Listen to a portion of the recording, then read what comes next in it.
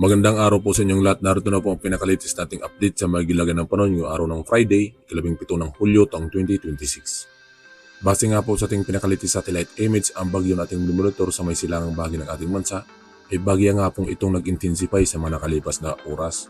Kung saan nga po taglay na nga po nito ang lakas na hangin na umabot sa 105 km per hour near the center. Samantalang may pagbugso naman po ito na umabot sa 125 km per hour. Habang kumikilos nga po ito pahilagang kanluran sa bilis na 10 km per hour na kung saan huling namataan sa layong 3,105 km silangan ng Visayas. Nabase nga po sa ating pinakalitis satellite track na ating makita habang nasa may silangang bahagi ito ng ating bansa, especially dito sa may Mindanao, ay bagya itong kikilos pahilagang kanluran. Bago tuluyan kumilos pa kanluran, na ating makikita na posible nga po itong pumasok ng ating Philippine Area of Responsibility. At kung sakaling ito nga po ay pumasok ng ating Philippine Area of Responsibility at ganap pa rin na bagyo, ay bibigyan po natin ito sa local name na bagyong Quiapo, ang pang-11 na bagyo sa taong 2026. Na ating makikita sa pinakalitis track na posible itong dumaan sa Visayas, na posible nga pong maglandfall sa area ng Eastern Samar, Masbate, Romblon, Oriental Mindoro, Occidental Mindoro, bago tuluyan makatawid ng ating bansa.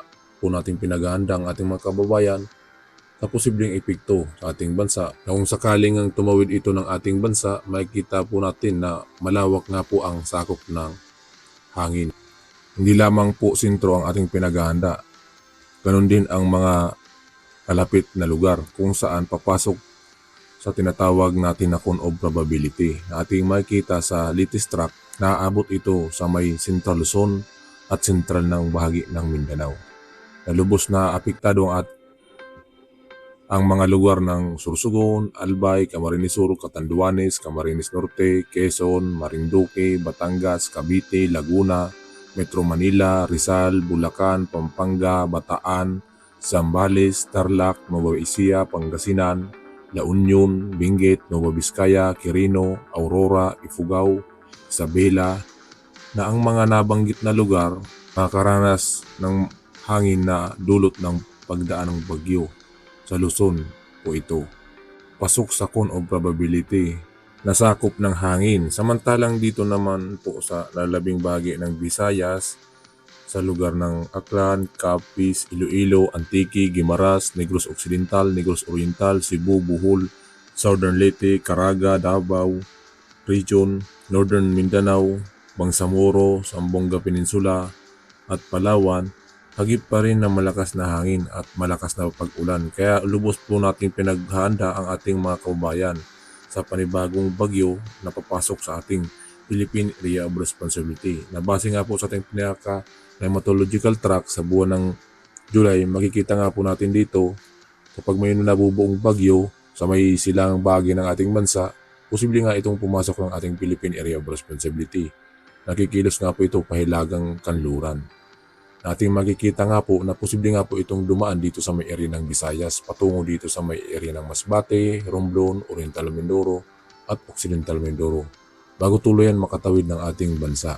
Samantalang mayroon din po tayong senaryo na posible nga pong bagyang tataas ang track at patungo dito sa may Aurora, Quirino, Nueva Vizcaya, La Union bago tuluyan makalabas ng ating bansa or makatawid ng ating bansa. Samantalang mayroon pa rin po tayong senaryo na posibleng dumaan dito sa may area ng Hilagang Luzon. Sa area po yan ng Batanes and Babuyang Group of Islands. Lalubos po natin pinaghahanda ang ating mga kababayan sa posibleng epekto nga po nitong bagong bagyo na kung saan nga po isa na nga po itong ganap na typhoon category. Na mayroon din po tayong senaryo na posible nga lang din pong lumapit ng ating bansa bago tuluyan pumahilaga ang kanyang pagkilos. Na hindi po natin inaalis ang posibilidad na posibleng maglandfall nga po ito. Base nga po yan sa pinakalitis track na ating makikita.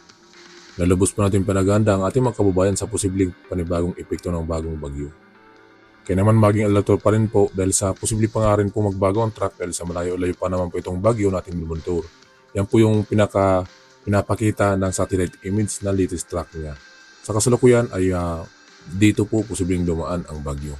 At para naman sa maging lagyan ng panahon ng araw dito sa Luzon, asahan pa rin nga po natin ang improving weather sa halos buong bahagi ng Luzon, kung saan mababa pa rin ang tsansa ng mga pag-ulan sa area ng Tuguegarao, Legazpi, Lawag, Baguio, Metro Manila, Tagaytay, kung saan nga po inasan nga po natin ang agwat ng temperatura na umabot sa 25 hanggang 34 degrees Celsius sa may Legazpi, samantalang dito naman sa may Tuguegarao, 27 hanggang 28. Lawag, 26 hanggang 32 degrees Celsius. Baguio, 17 hanggang 25 degrees Celsius. Metro Manila, 25 hanggang 33 degrees Celsius. Tagaytay, 22 hanggang 31 degrees Celsius ang ating inasahan na agwat ng temperatura. At pagsapit ng hapon at gabi, lubos pa rin po natin pinaganda ang ating mga kababayan sa mga localized thunderstorm o mga kalat-kalat ng mga pag-ulan. Sa umaga, maliwalas na panahon ang ating inaasahan hanggang tanghali. Ngunit maging alerto pa rin po tayo pagsapit ng hapon at gabi. At para naman sa maging lagi ng panahon ngayon, dito sa may Palawan, Visayas, and Mindanao, sa kasalukuyan nga po, inaasahan nga po natin ang good weather or improving weather sa halos buong bahagi ng ating bansa. Ngunit hindi po natin inalis ang posibilidad ng mga pag-ulan, lalo na pagsapit ng hapon at gabi, dahil patuloy pa rin na umiiral ang hanging habagat na nanggagaling dito sa may kanlurang bahagi ng ating bansa. Mga localized thunderstorm or mga kalat-kalat na mga pag-ulan. Pag fully develop nga po ito at natapat sa inyong lugar, asahan nga po natin na mayroon po tayo maasa ng mga biglaang bus ng pag-ulan kung saan katamtaman hanggang sa mga malakas na mga pag-ulan na maaari pa rin magdulot ng mga pagguho ng lupa sa mababang lugar at sa mga bundok na lugar na ating inasa na posible ang pag-landslide. Na may inasan nga po tayong agwat ng temperatura dito sa may Puerto Princesa na maabot sa 26 hanggang 32 degrees Celsius, Kalayaan Islands 28 hanggang 32 degrees Celsius. Samantalang dito naman sa may Visayas, sa lugar ng Iloilo, 25 hanggang 32 degrees Celsius. Cebu, 26 hanggang 33 degrees Celsius. Tacloban, 26 hanggang 33 degrees Celsius ang ating inaasahan na agwat ng temperatura. Para naman sa maging lagi ng panahon dito sa may Mindanao, sa kasalukuyan nga po, inasan nga po natin ang agwat ng temperatura na maabot sa 33 hanggang 32 degrees Celsius sa may Davao, Cagayan de Oro, 25 hanggang 32 degrees Celsius. Sambonga Peninsula, 25 hanggang 33 degrees Celsius ang ating inasahan na agwat ng temperatura.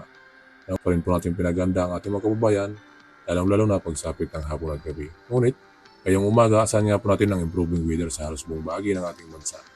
At para naman sa mailagay ng panahon dito sa ating karagatan, sa kasalukuyan nga po wala po tayong nakataas na gale warning sa kahit anong baybayin ng ating bansa. Ngunit, lubos pa rin po natin pinag-iingat ang ating mga kababayan, lalong-lalo na sa mga pagtaas ng alon kapag may mga localized thunderstorm. Ngunit sa kasalukuyan nga po, inasan po natin ang slight to moderate. May inasan nga po tayong taas ng mga pag-alon na umabot sa 0.6 hanggang 2.1 metro ang taas ng mga pag-alon. Na kung saan malaya pa rin makapaglalayag ang ating mga kababayan sa kahit anong baybayin ng ating bansa. Ngunit lubos pa rin po natin pinag-iingat ang ating mga kababayan lalo na pag may mga localized thunderstorm na posibleng magpataas ng mga pag-alon ng ating karagatan. At yan nga po ang pinaka-latest nating update sa magilagay ng panahon ngayong araw ng Friday, ika-17 ng Hulyo taong 2026. Maraming salamat sa inyong lahat at kung bago pa lamang kayo sa aming YouTube channel, huwag kaligtang mag-subscribe para ma-notify po kayo sa mga panibago naming ulat panahon na ilalabas. Bukol nga po dito sa panibagong bagyo na nabuo sa may silangang bahagi ng ating bansa na posible nga pong dumaan dito sa may silangang bahagi ng ating bansa. Ako lubos po rin ating pinag-iingat sa posibleng pagdaan. Dahil inasan nga po natin na malakas-lakas nga po itong bagyo nating minimonitor sa may silangang bahagi ng ating bansa na siyang lubos na magdudulot ng epekto sa ating bansa. Kaya naman maging alerto at maging updated lamang po sa mga panibago namin ulat para namin lalabas. Dahil ang panahon, anumang oras ay maaaring magbago. Kaya naman posible pa nga rin po magbago ang latest track natin. Kaya naman maging alerto lang po tayo sa mga panibago namin ulat para namin lalabas. Maraming salamat sa inyong lahat at ingat po tayong lahat. And God bless us all.